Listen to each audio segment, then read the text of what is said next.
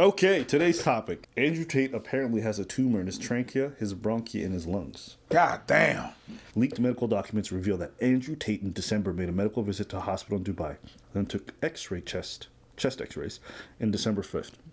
On December 12th, Andrew Tate returned to the hospital for a chest CT scan following some medical investigations, and several anomalies were identified in the British man's chest.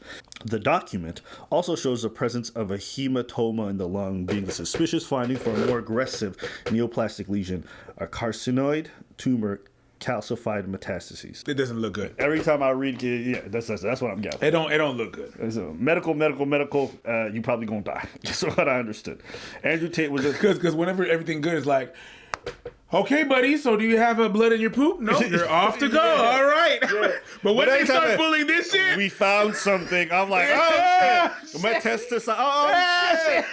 Calcified. Oh, nigga. No. This month, Andrew Tate should have had an emergency bronchoscopy and biopsy of the lung lesions identified, but no procedure has occurred. For all the people who are medical people, like, how am I pronouncing these words? Am I doing a good job? You're pretty good. Okay, I just want to make sure. The conclusion of the investigation carried out in Romania by Andrew Tate shows that the British man suffers from a tumor in the trachea, bronchi, and lungs, which has an unknown and unpredictable evolution. Andrew Tate has thus recommended a CT-guided puncture to take tissue from the tumor formation. It is important to add that many medical professionals have advised that waiting 6 months without this treatment can prove fatal or irreversible. Now, there's a lot of things to glean from this. If this is true, obviously this is a terrible thing, and then I don't wish death on anybody.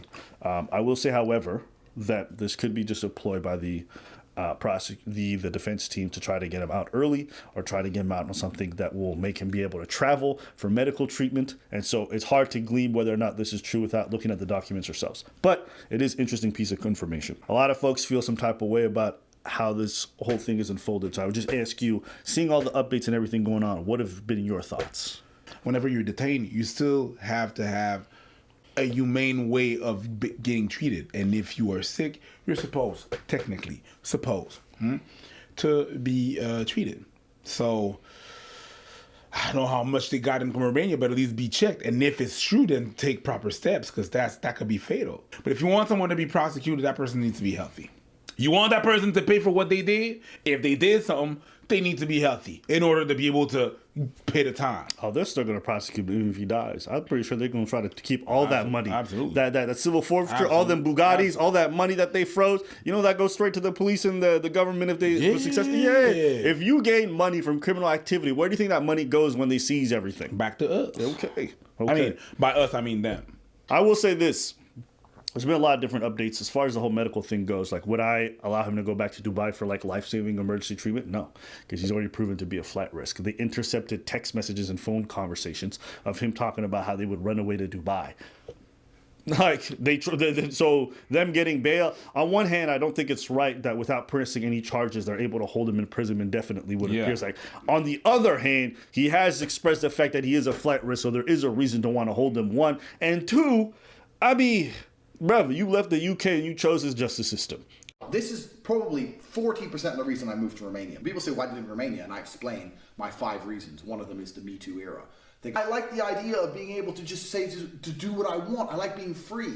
And if you're a man living in England or Germany or America or any of the Western world right now, you've decided to live in a country where any woman, any ex, any fucking bitch who works at Greg's who you bought a pasty from, at some point in the future can destroy your life. Romanian courts, oh no, not a court in Romania. Dude, they're corruption free, as we all know. Put me in jail, I'm gonna walk in there with a pile of money like this. Boom, boom, this some hoes, this sells mine. I'm ready, put me in jail. I don't give a fuck. Take their court case, shove that in my mouth. Get me out of jail. The law says you're guilty. I said get me out of jail. Don't go see a lawyer to talk about the law. I've committed multiple felonies. How much does it cost to make this all go away? You talked about how it's a joke. And now that it's being turned on you, it's not that much funny. You was the one talking crazy about them. Loud. Okay. At some point, you got to also understand you chose this environment. So that's some accountability that you got to hold in terms of an L right there. But I don't think, if this is happening in North America, I would think it's unacceptable to hold somebody for that long without charges. But that's also why I choose to live here. Best believe there's plenty of places in the world that I could live at where there's less taxes, where there's less, surveillance of certain things. But guess what? There's also traditionally less rights. There's also less freedoms. There's less forms of justice. So every country's got a trade-off. People want to do this whole thing. I'm gonna go here and fix all my problems. Like, no, you just trade in your problems for a different set of problems, and you just have to figure out which problems you want to deal with and which ones you don't. Well, right? Every country got its ups and downs. You know one thing else? What happened? They were trying to bribe a few politicians to speak on their behalf in regards to getting them free. Oh my God. Ain't that crazy? So what happened is the prosecutor's office intercepted some wiretaps, and they ended up finding out that he was making those calls to put pressure on those politicians to speak out. So they found those, and the politicians were like, we're not touching this. Like, I would never speak out on his behalf. And so it just starts to look worse when you see how he's trying to game the system. On one hand, I get it. This dude really wants to get out. On the other, the way he's doing stuff is hella shady in the back. And he said that. He said that he could bribe everybody. When you said, you chose that. Yeah. You chose that life. Yeah. You was bragging about that life, and you said, I'm going to go there to not do this, not do that. The criminal system is this and that and that. And now you're there. And the criminal system is a certain way. You're not getting what you want. You're saying you're on the receiving end of what you're doing. Hold up. I will say this. We have to be careful not to be like, oh, Romania is just this corrupt country. People just talk like that. Like, these people have no laws and anything like that. Like, they can just be bought. And you find out, actually, no, these people do have certain values. Now, you might not believe that. You might say it is absolute corruption. And you're entitled to your opinion. But what the people over there feel like is like, no, this is how we do it over here. This is our form of justice. They do this things. Like, it's not the first time that this prosecutor's gone after crime figures or people who run organizations. So people who are not from there are just looking at the judicial system, Romania, corruption. Eastern Europe, right? Even though it really borders on Western Europe to some degree. Corruption right away. It's like, it's a bit also disrespectful and a poor way to speak about a country that you know nothing about. To just say anything that isn't the West is inherently corrupt. The only reason that they're doing this is for money. It's like, what? Bruv, the way I've seen those countries, Slavic countries and, Romania and whatever, okay? Eastern Europe. I feel like every country in the world has their form of corruption. Sure. Even here, America, whatever. It's just that they are more upfront with their shit. But I think the level is the same thing as that. I think that there's corruption here in Canada, in the States. Sure. They're not that open about it. They're really good at making it look like they're not about that life when they're about that life. When people are making deals, it's always 10, 20, 30 years later that you figure out something on a Netflix special of the corruption that happened before. So they sin as much as we sin. It's just, they just do it differently. And it's kind of maybe more open. You can't talk wild about a country that you're not from. That you're not from. Like, you own the bitch. I can't go to Cuba and talk shit about Cuba. They gon' X me.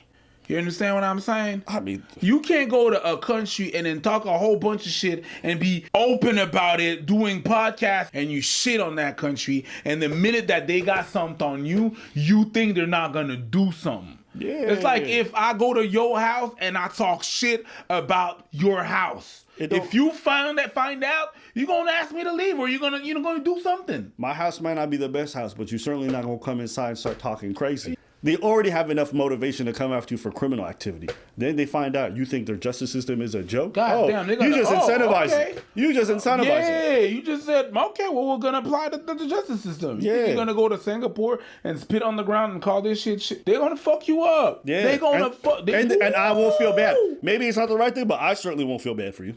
You kind of asked for it. I'll say this. I think as everything has been coming out, people have been like, oh, this is bogus. Oh, this is more real. I remember at one point there was a text conversation between two of the victims, and people said that shit was fake. Look, they're making false allegations. Then the full context of the conversation comes out, and then it turns out it makes Andrew Tate look worse than what it originally was. Basically, it was chopped and screwed. So everybody gonna pick and choose where they're at. I stand on this side. From what I've seen of minimal evidence, to me, it appears like he's guilty. But it doesn't really matter, because at the end of the day, it has to go to court, and it should be put in front of the judicial system to be handled. But to act like there's no case is crazy to me. That's what I personally think. Anything else you want to add? No, man. You think you got cancer? It's a possibility. Like, cancer is out there. You know what I mean? Yeah. Even me, I don't even say if I get cancer. I say when. Really? You convinced you're gonna get it?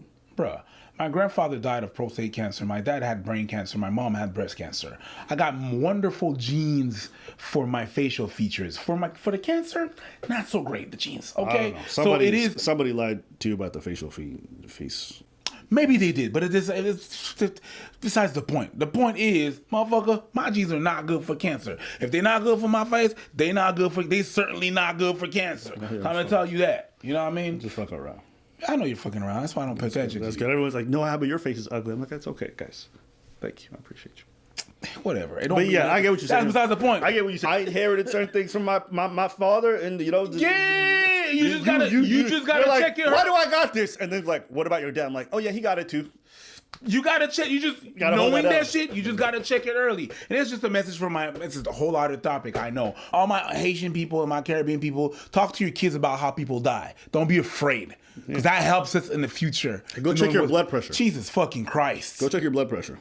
Anyways, I'm just saying that food, I love it, but that ackee and saltfish is very salty. Yo. Okay? Go check your blood pressure. Other than that, I think that's pretty much all I really have. I don't know. There's a lot of updates, and people ask us why we don't cover it. It feels like there's always new thing happening. But I thought this one was pretty big in regards to the cancer, because I think it's a very different angle on this whole thing. I mean, if you got cancer, I'm sure there's plenty of people who will be celebrating, like, ooh, yeah, fuck you, misogyny, go kill it. All right? And there's other people who will be like, damn, the Matrix gave him cancer. Okay. All I'm saying is, if he does, I hope he gets treatment in Romania as he should, not going to Dubai to get a free ride to be able to run away from these charges. But yeah, outside of that, I think that's pretty much it. In Romania, because it's not good enough for you, well... then you shouldn't be talking shit. And you shouldn't be in Romania. You shouldn't be talking shit. You chose that country. Let us know what you guys think in the comments below.